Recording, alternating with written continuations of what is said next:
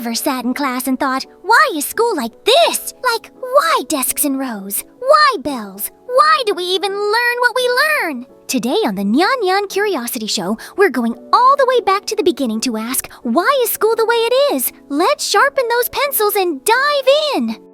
Okay, let's rewind. Way back. Ancient Sumerians had schools called adubas. They were basically clay tablet boot camps.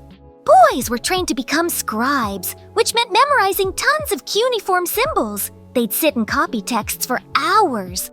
It wasn't creative. It was repetitive and strict. But writing was powerful, and only the educated could read the laws or count the grain. Now hop over to ancient Greece.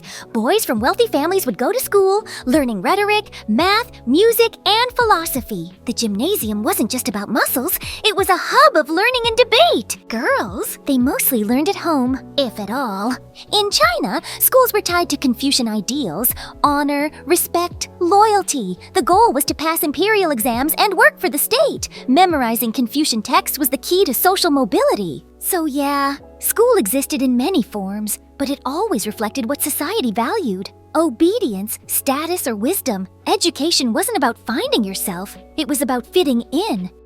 Let's zoom into medieval Europe. Who ran the schools? The church did. Monks taught Latin, the language of God and government. Students, mostly boys, learned how to read scriptures, sing chants, and copy holy texts. There were no pencils, no whiteboards, just parchment, ink, and candlelight. What about girls? Only noble ones might get tutoring. Otherwise, education was for future priests. Discipline was strict. Students stood to answer. Mistakes meant lashes. But outside Europe, in the Islamic Golden Age, education blossomed. Madrasas taught algebra, astronomy, medicine, and literature. Libraries held thousands of books while Europe was still copying by hand. The big takeaway, whoever controls education controls the future. The Renaissance meant rebirth, and that included education. Thinkers like Erasmus said, let's teach more than just religion. Students started reading Latin and Greek classics. Arts and logic joined the classroom. Learning became more well-rounded. Then came the Enlightenment. Boom! Philosophers like Rousseau, Locke, and Voltaire started asking, what's the purpose of education? Should it create good citizens or free thinkers? Should kids be molded or inspired? Some educators said, let them learn by playing. Let them explore. But most governments thought, nope. Obedience is easier to manage. So the battle between conformity and creativity began, and it's still happening today. Now we reach the super important chapter, Prussia, early 1800s. After losing a war to Napoleon, Prussia freaked out. They needed loyal, obedient citizens. So they built something new, a state-controlled school system. Teachers were trained by the state. Students were divided by age. Bells rang to signal class time, and exams decided who advanced. It was all about discipline, order, and preparing kids for military and factory life.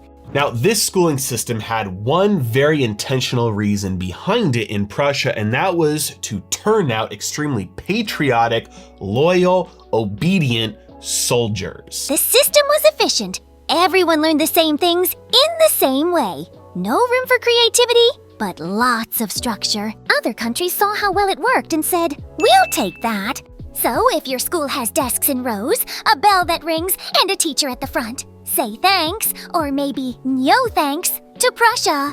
Factories were booming, machines were humming, and kids. They were the next generation of workers, so school had to prep them. Everything was about time. Show up at 8, leave at 3, do things in blocks. Bells mimicked factory shifts, uniforms mimicked factory roles. Memorization meant following instructions without question. And that's where the 3 R's came in. Reading, writing, and arithmetic. Useful for working a cash register, reading instructions, or measuring materials. But what about art? Philosophy? Emotion?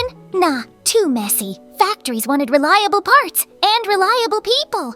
Governments passed laws requiring kids to go to school, not to unlock their dreams, but to shape society.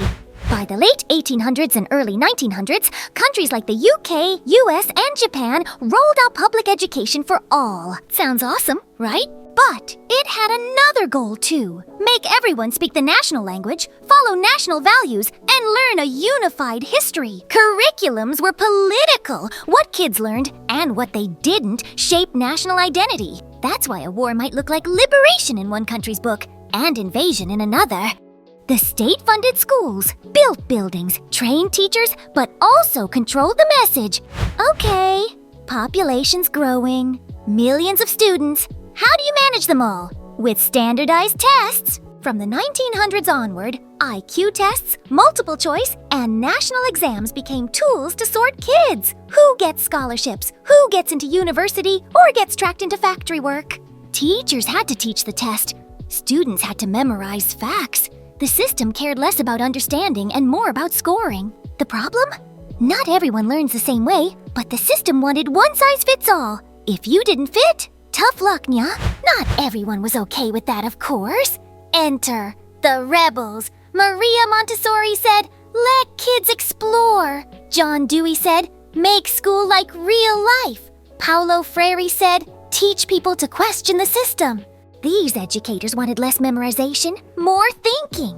Less sitting still, more moving and doing. Some schools adopted these ideas. Montessori schools let kids pick what they study. Others added group work, field trips, and art back into the day. But change was slow. Bureaucracies don't like to move fast, unless there's a test on it.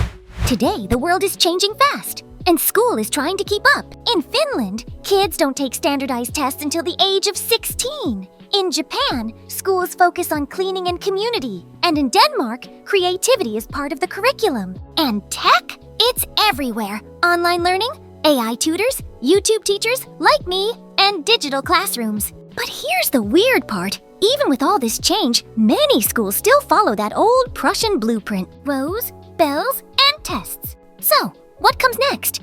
Maybe you're gonna be the one designing it. So now you know, school wasn't made for you. It was built for soldiers, workers, and obedient citizens. But you're a thinker, a dreamer, a nigh intellectual. Tell me in the comments, what would your dream school look like? More creativity, less homework, cat cafes between classes? Let's design a better future. A huge thank you to my subscribers and the people that support me on Patreon. Yeah, like, subscribe, and ring the bell. Just like a school bell, but way cuter. See you next class. Bye-bye.